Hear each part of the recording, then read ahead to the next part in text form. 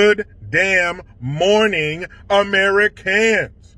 Jericho Green here with you once again, and make sure that you are on jerichogreen.net when you are done watching this.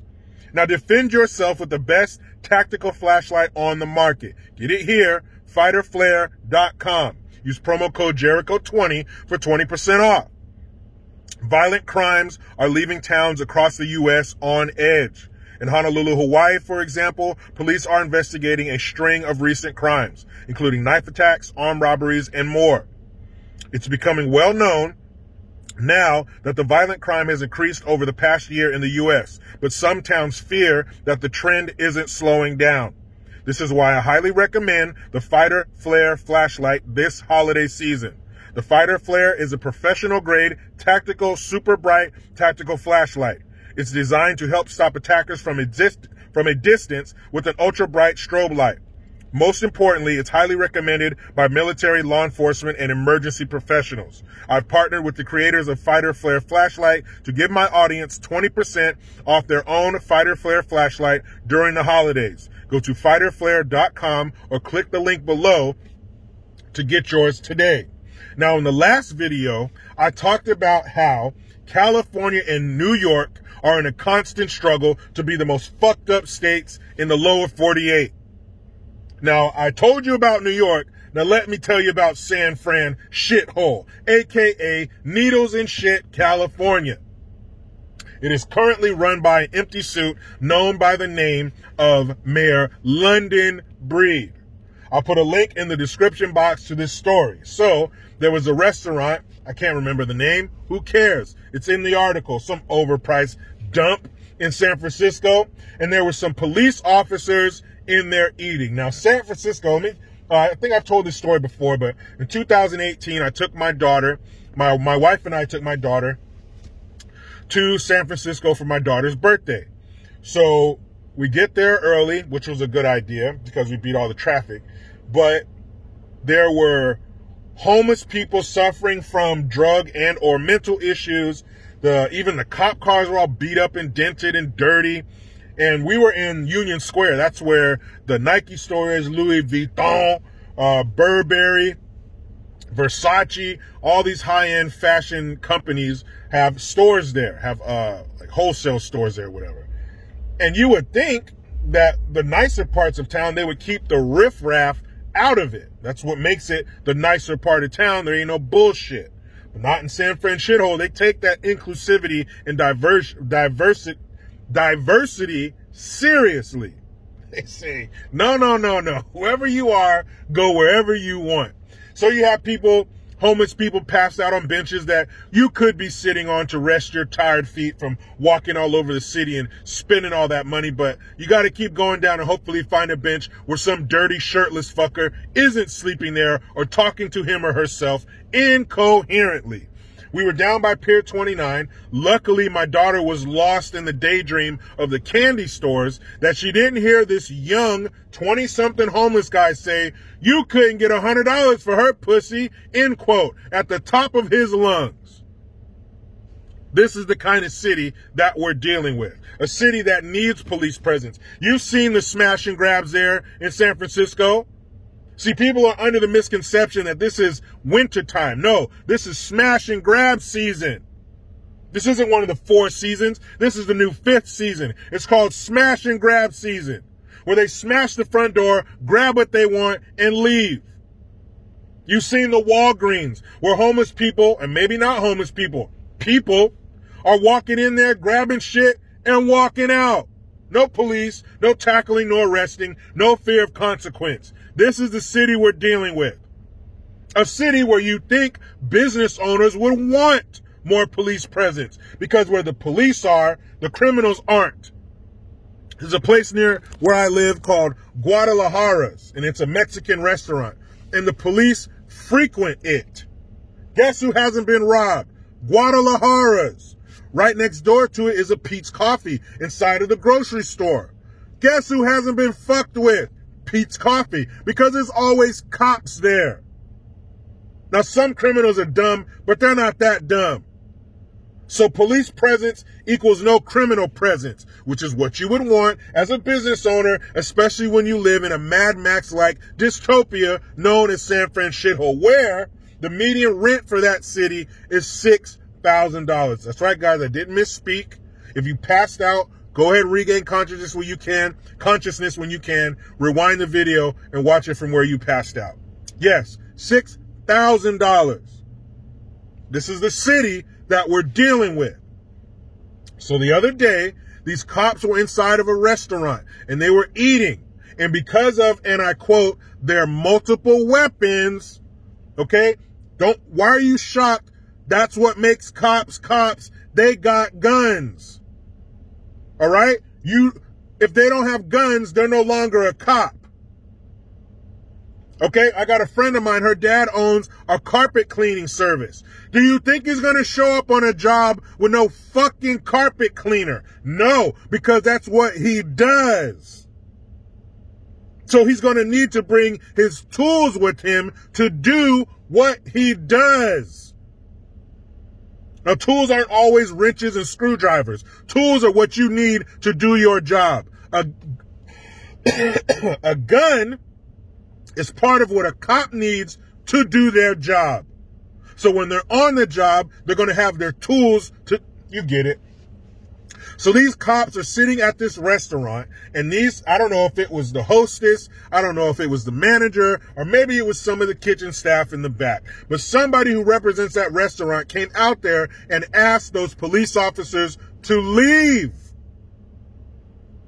I thought we left that bullshit in the summer of love. I thought we left that in 2020. But they had the nerve to fix that hole under their nose to ask those police officers to leave. You know what the police did? They got up and left. And the mayor came, or the police chief came out saying that, hey, if we're in these kind of situations, we'll go ahead and go along with it. We don't want to cause any trouble, and we'll still show up to help your stupid ass. Remember the dummy, was it last year or the year before? It was in Chaz Chop, one of those stupid sections of town that they allowed those pimple-faced dummies to take over. The autonomous zones or some bullshit. Remember the dude that, he threw a Molotov cocktail or some shit and his feet caught on fire? It makes me think of that scene from that movie, what is it, Nothing to Lose with Martin Lawrence? And his feet, and Tim Robbins' feet caught on fire, and they were playing that song, the Scat Man, you know, skibby dibby dibby dim da da da. Anyway, my point is, even though this dumb fuck was there to cause trouble with the cops, they still came over and stopped, dropped, and rolled his ass and put him out. Now, of course, they're going to do their job. That's what good police officers do. But I only wish they would have put him out with their piss. All right? Cops are going to show up and do the right thing no matter what, even if it's for a dummy like you. I was talking to a police officer recently, and he was saying, you know how many times I put my finger over bullet holes in the bad guys? The criminals. The ones where he should have let their ass bleed out. Their community would have been better for it. But he did his job, and he plugged a hole with his finger so that piece of shit could live.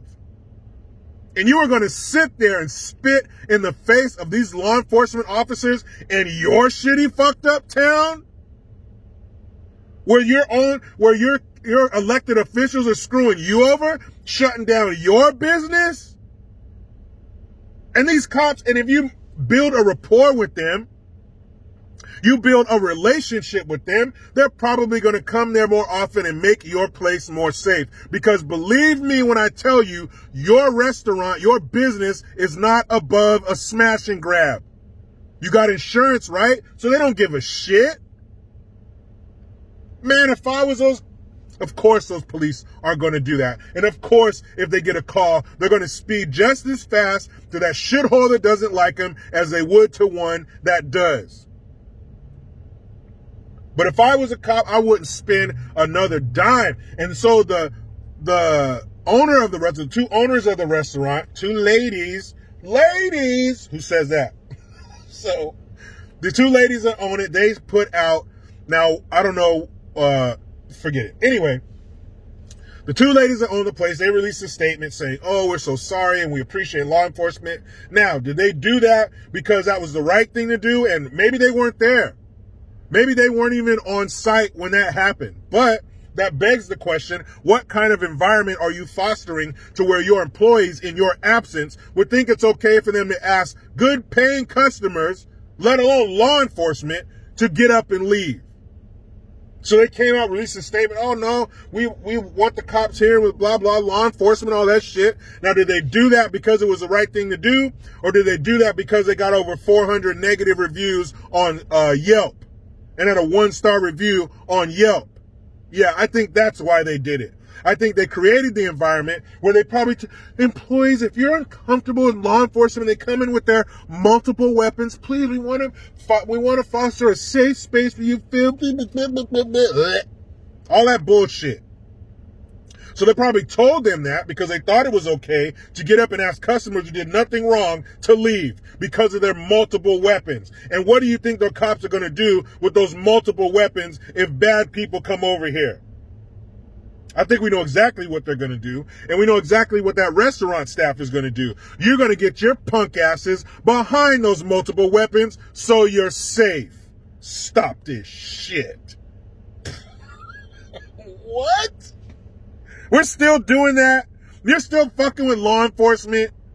No wonder no one wants to be a damn cop anymore. I know a lot of people who've been hit up. Oh man, I was somewhere, a cop asked me if I wanted to be a cop, it's over $100,000 a year. No wonder. Because even people that do one of the most dangerous jobs in our society don't even get backup from their own people. I'm surprised the chief of police in San Francisco came out on their side.